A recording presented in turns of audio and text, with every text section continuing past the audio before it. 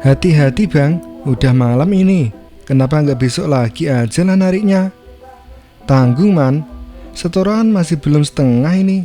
Nanti bos marah. Nyaris jam 11 malam, ketika aku masih berada di Pelabuhan Bakauheni, Lampung. Percakapan dengan Iman, rekan sejawat, sejenak membuyarkan lamunan. Ya begitu, sudah menuju tengah malam tetapi aku belum dapat memenuhi target setoran. Setengahnya pun belum. Makanya aku memaksa untuk bekerja sampai larut malam seperti ini. Padahal sebelum-sebelumnya paling malam jam 9 sudah selesai. Sudah nyaris 10 tahun bekerja sebagai sopir travel dengan trayek Bakauheni Bandar Lampung. Sudah terbilang banyak makan asam garam, merasakan pahit getirnya pekerjaan ini. Entah kenapa, beberapa hari belakangan penumpang sungguh sepi. Bisa dihitung dengan jari ketika mobilku terisi penuh, yaitu 12 penumpang.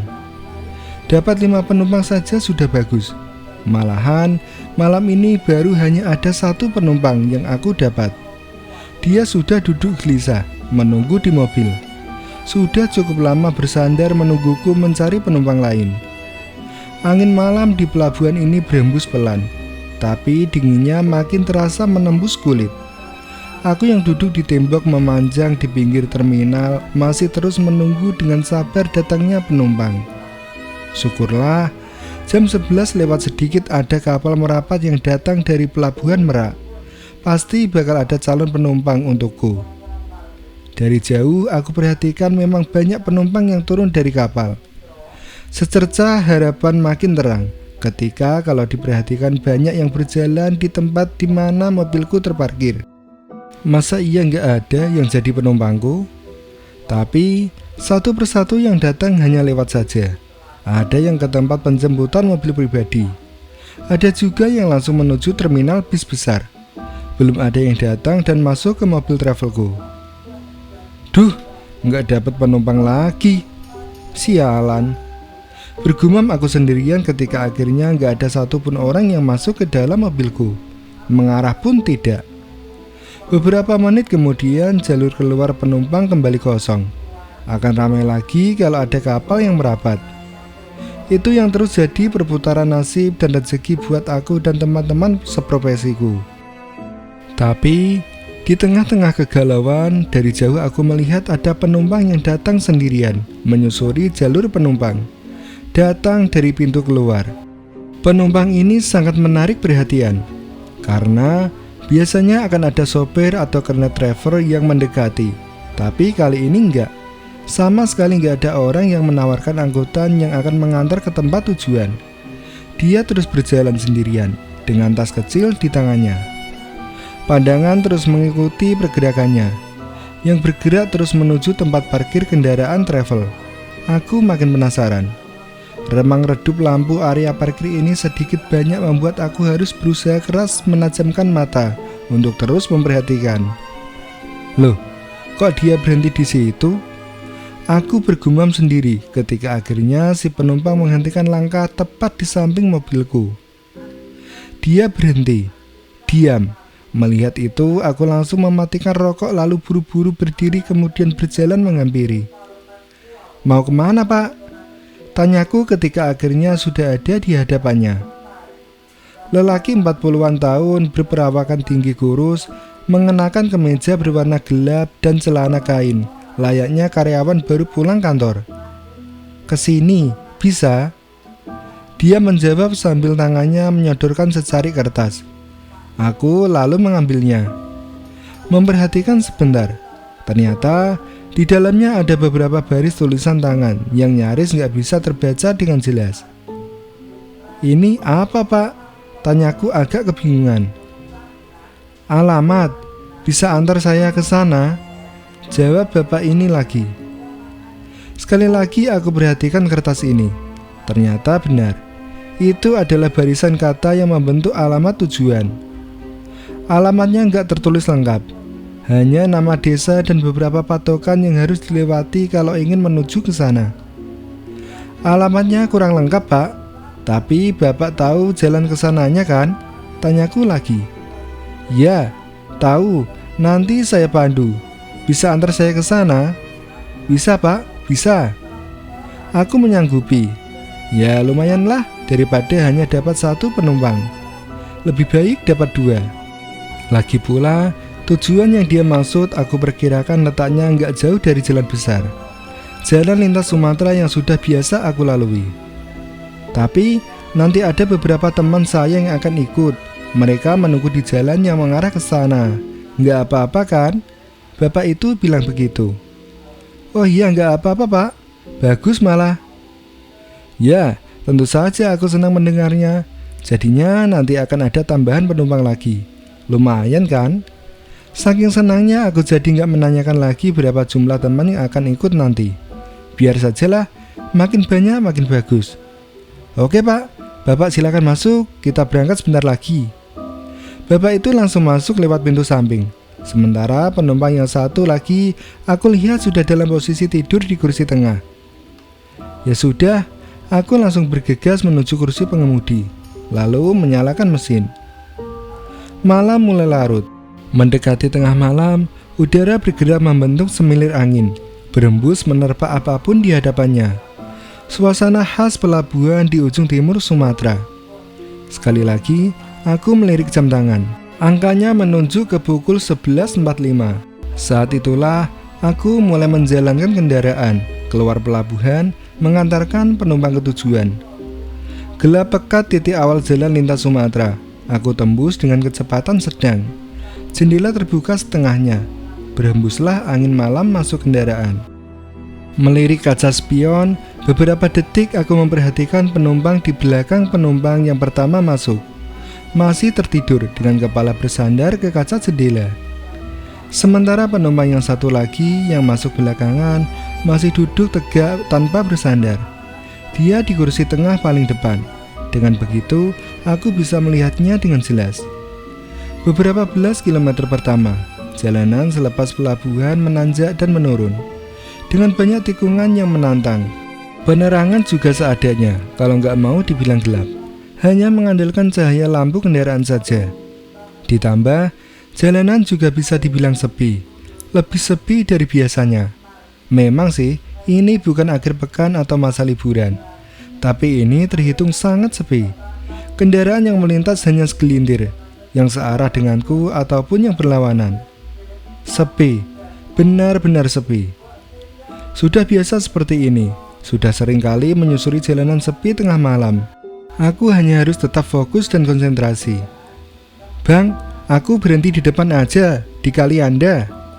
Tiba-tiba aku dikagetkan oleh suara salah satu penumpang. Sontak aku langsung melirik ke spion untuk melihat ke belakang. Ternyata yang bilang begitu adalah penumpang yang sejak tadi tertidur. Penumpang pertama. Bukannya mau turun di Raja Basa Pak? Tanyaku memastikan. Nggak usah, kali Anda saja. Dia langsung menjawab seperti itu. Sambil sekilas aku lihat ada raut ingin bergegas di wajahnya. Ya sudah, aku akan ikuti. Nggak mungkin juga memaksakan sampai ke Raja Basa, karena di awal naik tadi dia bilang tujuannya ke sana. Kali Anda masih berjarak beberapa menit lagi. Tapi lagi-lagi penumpang ini bersuara. Bang, stop bang, aku turun di sini saja. Dia bilang begitu. Kali Anda masih di depan loh. Sebentar lagi, timpalku. Ya, nggak apa-apa bang, aku turun di sini saja. Stop bang. Bersikeras bapak itu ingin turun. Ya sudah, nggak bisa memaksanya. Seketika itu juga aku menepi dan menghentikan mobil. Hanya kira-kira beberapa menit dari kali Anda, untungnya kami berhenti persis di depan restoran besar yang terlihat masih ada kegiatan walaupun sepi. Ketika mobil sudah benar-benar berhenti, bapak ini langsung turun, lalu berjalan ke pintu depan dan membukanya. Kalau bisa, jangan lanjut perjalanan bang, istirahat saja di restoran ini, lanjut besok pagi. Setengah berbisik dia bilang begitu. Memangnya ada apa pak? Ini masih ada satu penumpang lagi yang harus diantar, belum bisa istirahat. Jawabku kebingungan. Ya sudah, yang penting aku sudah mengingatkan. Hati-hati bang. Setelah bilang begitu, si bapak langsung menutup pintu dan buru-buru berjalan menuju restoran. Dalam perjalanan menjauh, sesekali dia menengok lagi ke belakang, melihat kendaraan. Ada apa sih? Kenapa dia tadi ngomong begitu? Ah, entahlah, aku nggak tahu dan belum mau tahu. Beberapa menit kemudian aku lalu injak gas lagi, melanjutkan perjalanan. Masih ada satu penumpang lagi yang harus diantarkan. Malam semakin larut, gelap menyelimuti. Satu bagian kecil tanah Sumatera sedang aku susuri dalam detik dan menit yang berturut. Suara mesin kendaraan hanya satu-satunya yang terdengar. Selebihnya sepi mengemuka. Angin makin dingin. Aku tutup sedikit kaca jendela. Melirik spion, penumpang di belakang masih saja duduk tanpa bersandar, menjadikan posisinya cukup jelas kelihatan. Oh iya, aku hampir lupa. Kan katanya ada teman-teman penumpang ini yang akan ikut naik di tengah-tengah perjalanan. Pak, maaf, teman-temannya naik dari mana ya? Sambil melirik spion aku bilang begitu. Di depan, nanti saya kasih tahu, jawabnya datar. Baiklah, aku ikuti saja perintahnya, sambil terus memperhatikan jalan yang makin sepi saja. Kalau aku nggak salah kira, alamat yang dituju oleh penumpang ini adalah satu daerah yang agak pedalaman. Keluar dari jalan utama yang sedang aku susuri ini. Belokannya pun aku mengira-ngira saja. Sudah sekitar 15 menit kami melewati Kalianda. Seharusnya persimpangan sudah dekat, menurut perkiraanku. Pak, maaf, belokannya di mana ya? Saya takut salah, tanyaku lagi. Sebentar lagi, nanti saya kasih tahu. Penumpang ini masih menjawab datar. Lagi-lagi aku harus diam dan terus melajukan kendaraan. Roda-roda terus menggelinding menyusuri aspal dingin malam. Suaranya berdesakan dengan mesin yang menderu pelan, melaju dengan kecepatan sedang. Desir angin dingin yang masuk lewat celah jendela menerpa wajah yang sejak tadi mulai terasa kaku, sedikit mengantuk. Depan, belok kanan. Suara dari belakang membiarkan lamunanku. Oke pak. Benar. Di kejauhan aku melihat jalan masuk menuju sisi kanan jalan. Terpaan cahaya lampu sorot membuat aku bisa melihatnya. Walau samar, jalan masuk yang ditandai oleh gapura lusuh terbuat dari kayu. Setelah sudah sampai persis di depannya, aku memutar setir mobil ke kanan. Yang tadinya sudah sepi dan gelap, makin menjadi ketika kendaraan sudah berbelok ke kanan, masuk ke jalan yang gak selebar jalan utama namun masih tetap beraspal. Itu teman-teman saya. Baru beberapa belas meter melewati gapura, penumpang di belakang bilang begitu. Aku gak menjawab, malah memincingkan mata mencoba melihat dari kejauhan sampai batas terjauh lampu kendaraan. Benar, aku melihat ada yang sedang berdiri di pinggir jalan. Aku menebaknya ada sekitar 4 atau 5 orang. Mereka berdiri dalam gelap. Ini orangnya pak? Tanyaku lagi. Ya, itu. Aku mengurangi lagi kecepatan yang memang sudah pelan sejak belok tadi. Beberapa saat kemudian aku hentikan kendaraan tepat di depan orang-orang ini. Menghitungnya lagi. Benar, ada 4 orang. 3 laki-laki dan 1 perempuan. Semuanya setengah baya. Aku langsung turun, lalu berjalan menuju pintu penumpang untuk membukakan pintu. Satu persatu mereka masuk, lalu menduduki kursi kosong. Tapi nggak ada satupun yang duduk di depan. Senang rasanya melihat isi mobil yang hampir penuh. Setelah dari titik keberangkatan tadi hanya terisi 2, kemudian tinggal 1 penumpang. Tujuannya masih sama pak? Tanyaku sambil melirik spion. Masih, jawab si bapak pendek. Ya sudah, aku lalu mulai injak gas lagi, perlahan. Jalanan yang sedang kami lalui ini bukan jalan utama. Sudah bukan termasuk jalan lintas Sumatera. Jadi ada beberapa perbedaan.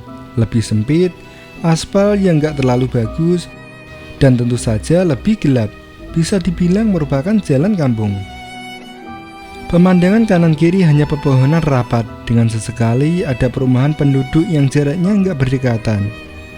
Di luar nggak ada angin, terlihat dari pepohonan yang nyaris semuanya nggak ada pergerakan. Tapi udaranya dingin, cukup untuk merasuk menembus kulit. Jendela aku tutup sedikit lagi, hanya menyisakan ruang kecil agar asap rokok bisa keluar. Alamat yang sedang dituju ini seharusnya aku sudah tahu, karena ingat kalau entah kapan aku pernah masuk ke jalan ini juga. Mengantar penumpang, tapi waktu itu masih ada matahari. Kali ini situasinya sangat beda, malam hari, dan juga tujuan penumpang ini malah lebih jauh lagi. Terus masuk ke pedalaman, tapi walaupun begitu, jalanannya masih bisa untuk dilewati. Ini masih jauh ya Pak? Tanyaku ketika sudah mulai ada pertanyaan dalam kepala. Masih, nanti saya kasih tahu. Ada keanehan lain. Di belakang sama sekali nggak ada percakapan. Saling diam satu sama lain. Padahal katanya mereka semua berteman. Tapi lama-kelamaan aku nggak terlalu memikirkan itu. Lebih memilih untuk fokus memperhatikan jalan karena makin lama jadi mulai menyeramkan. Ditambah jalan aspal sudah berganti dengan jalan tanah sejak beberapa menit yang lalu.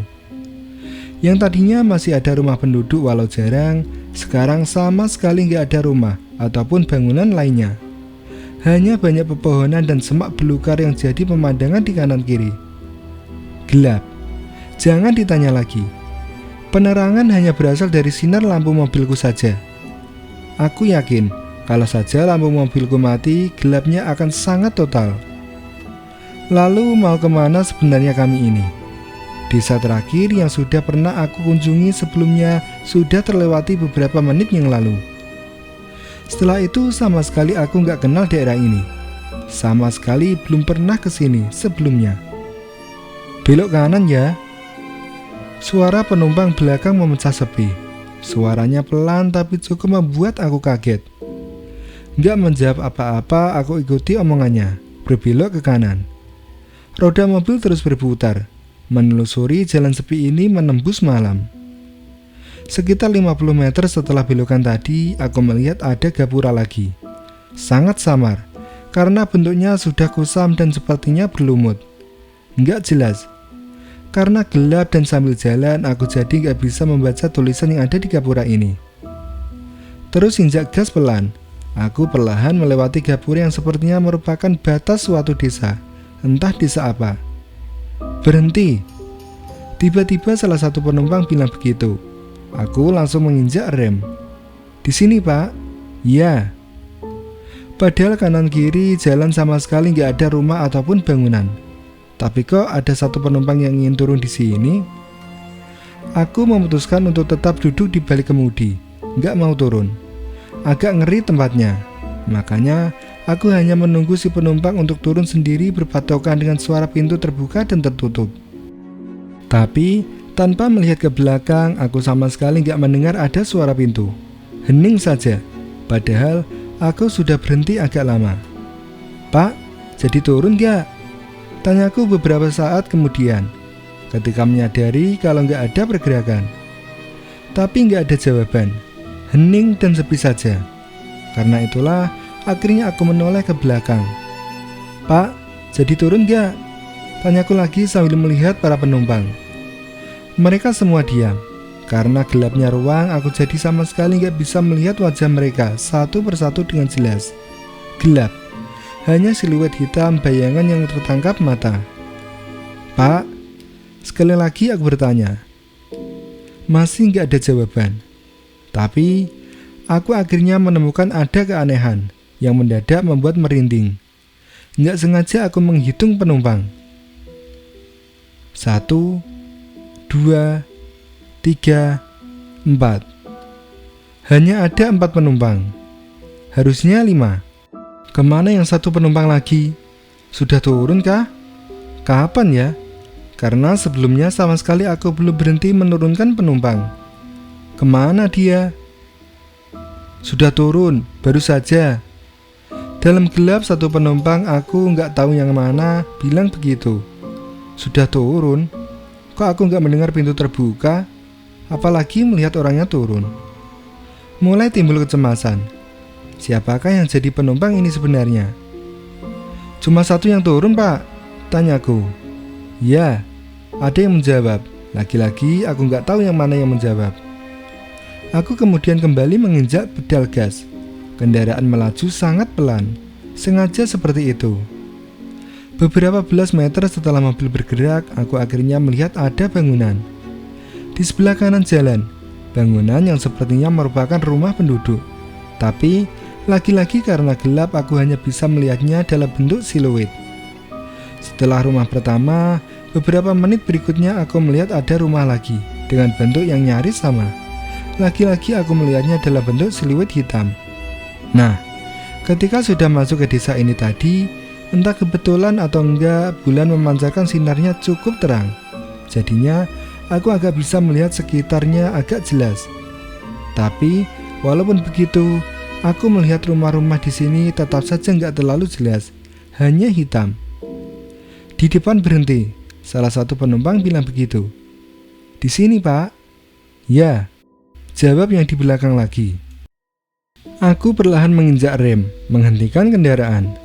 Kali ini aku melirik spion, coba memperhatikan pergerakan di belakang, dan menajamkan pendengaran supaya bisa mendengar suara pintu kalau dibuka dan ditutup. Gelap, tapi aku masih bisa melihat belakang. Pergerakannya terlihat. Salah satu penumpang memang bergerak menuju pintu. Tapi, beberapa belas detik kemudian, yang padahal aku menunggu suara pintu terbuka, ternyata nggak ada. Sama sekali nggak ada suara pintu. Tiba-tiba, "Sudah, Pak." "Nah, apalagi ini?" Sontak aku menoleh ke belakang. Ternyata benar. Hanya tinggal 3 penumpang. Gimana caranya penumpang tadi turun? Karena pintu sama sekali nggak terbuka. Di sini, aku mulai makin ketakutan. Aku makin merasa kalau ini ada yang aneh.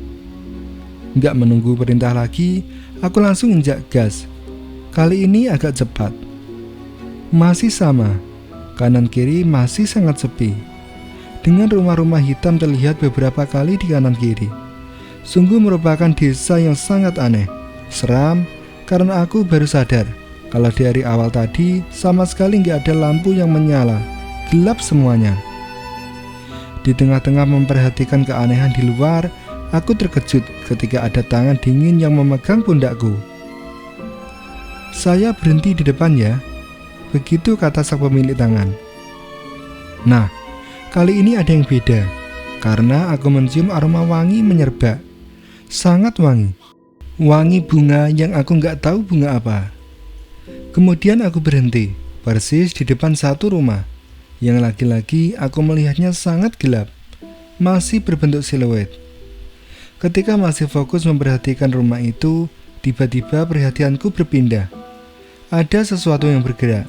Ternyata ada sosok berbentuk manusia yang sedang berjalan, mendekat menuju rumah. Ya, sosok itu berjalan terus dan terus, sampai akhirnya aku melihatnya masuk ke dalam rumah tanpa membuka pintunya. Dia berjalan menembus dinding depan. Tersentak, aku kaget melihatnya. Benar dugaanku, ini ada yang gak beres. Kemudian, aku perlahan menoleh ke belakang. Yang aku takutkan terjadi. Dugaanku benar kalau penumpang sudah berkurang 1 lagi. Sekarang hanya tinggal 2 sosok di belakang. Kemudian lanjut lagi. Nggak perlahan, aku memacu kendaraan lebih cepat. Mulai sangat ketakutan. Penumpang yang aku bawa ternyata bukan sosok penumpang biasa. "Berhenti." Lagi-lagi salah satu penumpang bilang begitu. Penasaran mengalahkan rasa takut. Setelah mobil berhenti, aku langsung menoleh ke belakang. Aku ingin tahu bagaimana caranya mereka ini turun kendaraan. Aku memperhatikan 2 sosok ini. Dan benar, salah satu kemudian bangkit dari duduk lalu mendekati pintu. Tahu apa yang aku lihat? Ternyata penumpang ini turun kendaraan dengan cara menembus pintu, tanpa membukanya sama sekali. Tuhan, aku ketakutan. Ternyata penumpangku bukan manusia. Penumpang yang turun kali ini juga sama. Dia langsung berjalan menuju salah satu rumah yang ada di sebelah kiri, lalu masuk dengan menembus pintu. Tinggal ada 1 penumpang. Injak pedal gas, cukup cepat aku memacu kendaraan, bergerak menembus gelapnya desa mengerikan ini. Tujuannya kemana? Aku nggak tahu. Aku cuma mau keluar dari desa ini secepatnya, walau nggak tentu arah. Tapi masih ada satu sosok lagi di belakang, sosok penumpang terakhir. Nah, ketika aku masih berkonsentrasi memperhatikan jalan dalam kecemasan, tiba-tiba tercium bau yang sangat wangi, laki-laki seperti itu. Mencium ini aku langsung refleks mencari tahu sumbernya. Alangkah kagetnya, ternyata ketika melirik kursi sebelah kiri, sudah ada yang sedang duduk di situ. Duduk di sebelah kiriku. Sosok perempuan, ini penumpang yang benar tadi aku melihatnya ketika naik. Namun kali ini beda. Wajahnya tersenyum tanpa ekspresi, memandang ke depan. Rambut panjangnya terurai. Aku gemetar ketakutan. Bait-bait doa melintas dalam hati, meminta pertolongannya. Beberapa belas detik kemudian tangannya mulai bergerak. Bergerak sampai akhirnya aku mengerti maksudnya. Telunjuk tangan kanannya menunjuk ke satu arah, ke salah satu rumah. Aku langsung membawa mobilku menuju rumah itu. Rumah biasa, dan laki-laki berbentuk siluet hitam. Aku menghentikan kendaraan persis di depannya. Ada pemandangan menyeramkan. Aku melihat sosok seram itu turun dengan menembus pintu mobil. Sangat mengerikan, karena kejadiannya hanya berjarak kurang dari 1 meter di hadapan. Setelah turun, kemudian dia berjalan mendekat ke rumah tadi. Terus berjalan, sampai akhirnya masuk dengan cara laki-laki menembus pintu. Beberapa saat lamanya aku terkesima seperti terhipnotis. Sampai akhirnya, seperti ada yang menyadarkanku lalu bergerak untuk membawa kendaraan cepat-cepat pergi dari tempat ini. Setelah para penumpang tadi turun, aku sangat cemas kalau nantinya nggak menemukan jalan keluar desa, jalan menuju jalan utama. Tapi ternyata nggak begitu. Seperti ada yang menuntun. Sekitar setengah jam kemudian, aku sudah sampai di jalan utama, jalan lintas Sumatera.